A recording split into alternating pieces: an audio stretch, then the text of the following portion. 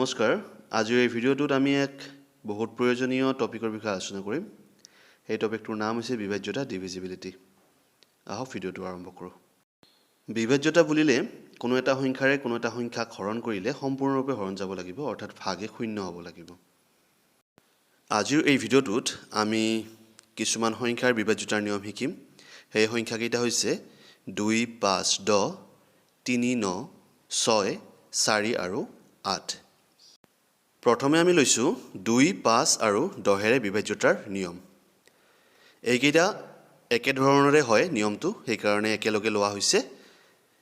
আপোনালোকে স্ক্ৰিনত দেখা পাই থাকিব 2 ৰে বিভাজ্য হ'বলৈ এককৰ ঘৰত 0 2 4 6 বা 8 থাকিব লাগে যিবিলাক সংখ্যাৰ এককৰ ঘৰত 0 2 4 6 বা 8 থাকে সেইবিলাকক 2 ৰে বিভাজ্য হয় উদাহৰণস্বৰূপে 187 আৰু 204 ইয়াতে 187 টোক 2 ৰে বিভাজ্য নহব কাৰণ ইয়াৰ এককৰ ঘৰত 7 আছে আৰু 204 টোক 2 ৰে বিভাজ্য হ'ব কাৰণ ইয়াৰ এককৰ ঘৰত 4 আছে এতিয়া আহিছো 5 ৰে বিভাজ্যতাৰ নিয়ম 5 ৰে বিভাজ্য হ'বলৈ এককৰ ঘৰত 0 বা 5 থাকিব লাগে যিবিলাক সংখ্যাৰ এককৰ ঘৰত 0 বা 5 থাকে সেইবিলাক 5 ৰে বিভাজ্য হয় স্ক্ৰিনত আপোনালোকে দেখা পাইছে তিনিটা সংখ্যা 315 702 980 এই তিনিটা সংখ্যাৰ প্ৰথমটোত এককৰ ঘৰত কি আছে 5 আছে গতিকে এই সংখ্যাটো 315 সংখ্যাটো 5 ৰে বিভাজ্য হ'ব 702 সংখ্যাটোৰ এককৰ ঘৰত 2 আছে 0 বা 5 নাই গতিকে এই সংখ্যাটোক 5 ৰে বিভাজ্য নহব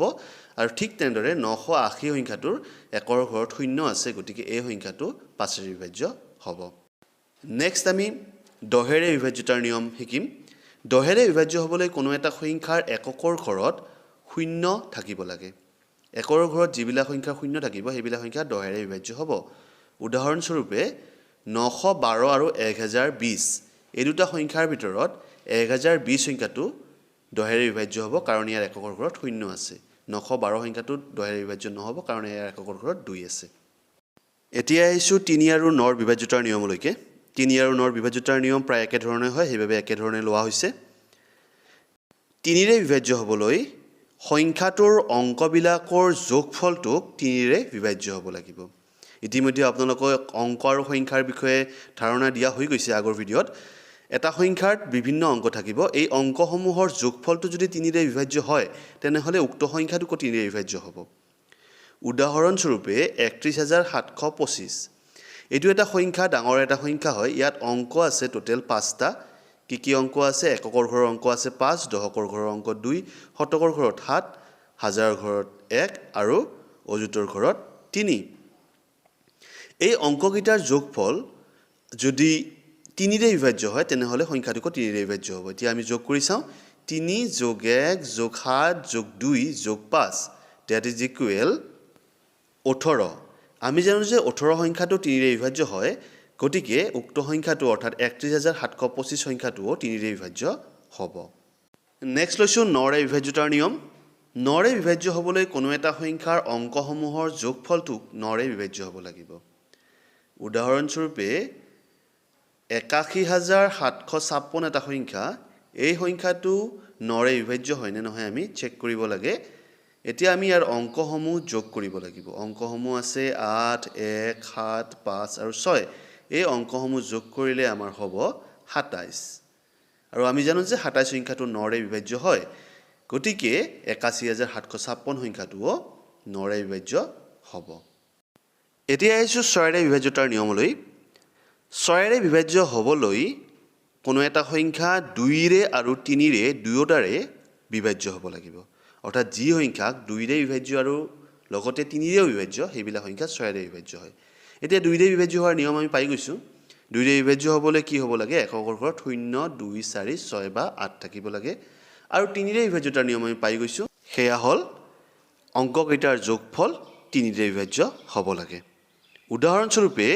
3,12,510 এটা সংখ্যা এই সংখ্যাটো 6 ৰে বিভাজ্য হয় নে নহয় আমি চাব লাগে প্ৰথমতে আমি দেখিলো ইয়াৰ এককৰ ঘৰত 0 আছে গতিকে এই সংখ্যাটো 2 ৰে বিভাজ্য হয় এইবাৰ আমি চাম এই সংখ্যাটো 3 ৰে বিভাজ্য হয় নে নহয় যেতিয়া ইয়াৰ অংককেইটা যোগ কৰিম 3 + 1 + 2 + 5 + 1 + 0 তেতিয়া ইয়াৰ যোগফল কিমান হ'ব 12 হ'ব ইতিমধ্যে আমি জানো যে 12 সংখ্যাটো 3 ৰে বিভাজ্য হয় গতিকে উক্ত সংখ্যাটো 2 ৰেও বিভাজ্য হ'ল লগতে 3 ৰেও বিভাজ্য হ'ল অৰ্থাৎ উক্ত সংখ্যাটো 6ৰেও বিভাজ্য হ'ব। এতিয়া আহিছোঁ 4 আৰু 8ৰ বিভাজ্যতাৰ নিয়মলৈ। 4ৰে বিভাজ্য হ'বলৈ কোনো এটা সংখ্যাৰ একক আৰু দশক মিলি হোৱা সংখ্যাটো 4ৰে বিভাজ্য হ'ব লাগিব। উদাহৰণস্বৰূপে 23,736। ইয়াৰ একক আৰু দশক মিলি হোৱা সংখ্যাটো হৈছে 37। 37টো যিহেতু 4ৰে বিভাজ্য হয়, সেইবাবে উক্ত ডাঙৰ সংখ্যাটো 4ৰে বিভাজ্য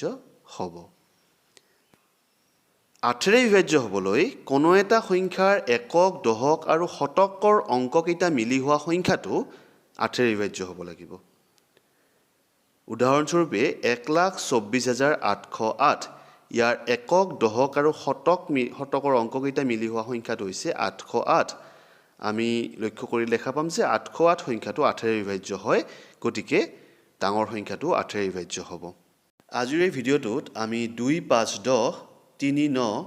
6, 4 আৰু 8 এইকেইটা সংখ্যাৰ বিভাজ্যতাৰ নিয়ম সম্পৰ্কে আলোচনা কৰিলোঁ। নেক্সট ভিডিঅ'ত আমি 11, 7, 13, 17 আৰু 19 এইকেইটা সংখ্যাৰ বিভাজ্যতাৰ সম্পৰ্কে আলোচনা কৰিম। ভিডিঅ'টো ভাল পালে লাইক কৰিব, কমেণ্ট কৰিব আৰু চেনেলটোলৈ প্ৰথমবাৰলৈকে আহিছে যদি ছাবস্ক্ৰাইব কৰিবলৈ নাপাহৰিব। ধন্যবাদ।